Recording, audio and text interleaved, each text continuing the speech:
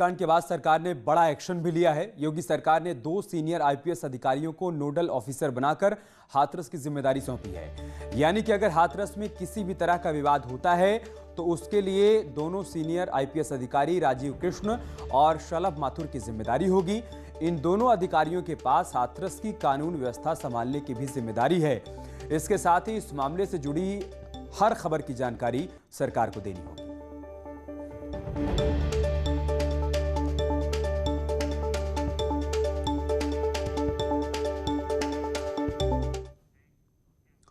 हाथरस कांड को लेकर न्यूज 18 के खुलासे के बाद भले ही रेप पर राजनीति करने वालों की दुकान बंद हो गई हो, लेकिन कुछ लोग अभी भी इससे बाज नहीं आ रहे हैं। सुहेलदेव भारतीय समाज पार्टी के अध्यक्ष और पूर्व मंत्री ओम प्रकाश राजभर ने आरोप लगाया है कि बीजेपी हाथरस कांड में अपने लोगों को बचाने की कोशिश कर रही है। उन्होंने कहा कि अपनों को बचाने के लिए अधिकारी हर रोज बयान बदल रहे हैं।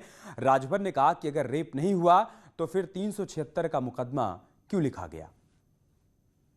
अब आप बताइए कि पुलिस की संरक्षण में पंचायत हो रही हो और चुनौती दे रहा हो व्यक्ति, जाति उन्माद फैलाया जा रहा हो, उसके खिलाफ कार्रवाई नहीं होगी क्योंकि वो बीजेपी के लोग हैं, बीजेपी के समर्थक, इस नाते कार्रवाई नहीं होगी। अगर वो बात अगर कहीं कांग्रेस के लोगों ने किया होता, बसपा के लोग किए होते, सपा के लोग किए होते तो अब तक वो जेल में होते। ये अपराधियों को बचा रही है सरकार। हाथरस केस में यूपी सरकार आज सुप्रीम कोर्ट में दाखिल करेगी हलफनामा। इसके अलावा इलाहाबाद हाई कोर्ट में भी हाथरस से जुड़ी याचिका पर आज सुनवाई होनी है। 2 बड़ी खबरें हैं आज जिस पर लोगों की नजर बनी रहेगी। एक तो सुप्रीम कोर्ट में आज यूपी सरकार की तरफ से हलफनामा दाखिल किया जाएगा।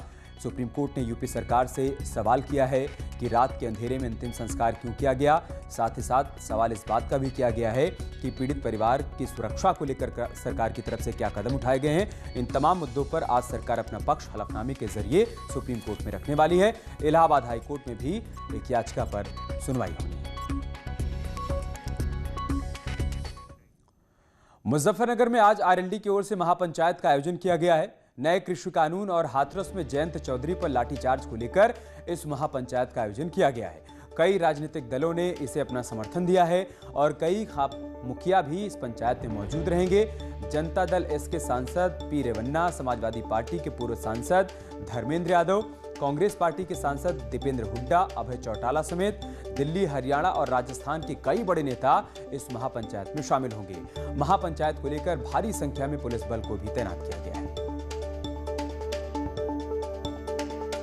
केंद्र सरकार द्वारा जो अध्यादेश लाके इन्होंने कानून बनाया, ये कानून तो किसान की कमर तोड़ने वाला कानून है। किसान को इन्होंने जो है सड़कों पर ला दिया। जो है हमारे युवा नेता माननीय जयंत चौधरी जी हाथरस की घटना है, उनके परिवार से मिलने जा रहे थे। प्रशासन के वहाँ का रवैया, भाई आप लाठी के दम पर चलाओगे क्या इस प्रदेश को?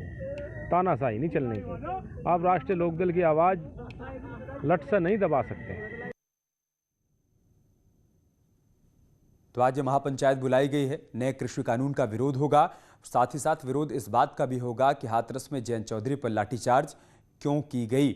विनेश हमारे साथ जुड़ चुके हैं मुजफ्फरनगर से। विनेश, क्या जानकारी, क्या अपडेट है महापंचायत को लेकर? देखिए, महापंचायत की पूरी तैयारियां पहले ही कर ली गई थी और आज उम्मीद जताई जा रही है कि भारी संख्या में यहाँ लोग पहुंचेंगे, क्योंकि इस महापंचायत को कई खाप मुखियाओं ने भी समर्थन किया है। कल खाप मुखियाओं की बैठक हुई थी और उस बैठक के बाद ये खाप मुखियाओं द्वारा निर्णय लिया गया। इसके अलावा कई राज्यों के विभिन्न पार्टियों के सांसद, पूर्व सांसद और अन्य बड़े दिग्गज इस महापंचायत को अपना समर्थन दे चुके हैं और वो भी यहाँ, उनके भी आने की राष्ट्रीय लोकदल ने दावा किया है कि वो भी यहाँ पहुंचेंगे अपने दल बल के साथ। तो जिसको लेकर पुलिस प्रशासन पूरी तरह अलर्ट है। पूरी कितने बजे होनी है महापंचायत विनेश? देखिए, महापंचायत का जो समय है वो 11 बजे का निश्चित घोषित किया गया है, लेकिन थोड़ा समय लगेगा। दोपहर 12 बजे के आसपास तक सभी लोग इकट्ठा होंगे और उसके बाद पंचायत की कार्रवाई शुरू होगी। इसमें जो मुख्य रूप से मुद्दा है वो कृषि बिल और जयंत चौधरी पर जो हाथरस में लाठीचार्ज का मुद्दा जो है इस महापंचायत का मुख्य रहेगा। जी, शुक्रिया आपका हमारे साथ जुड़ने के लिए और जानकारी हम तक पहुंचाने के लिए।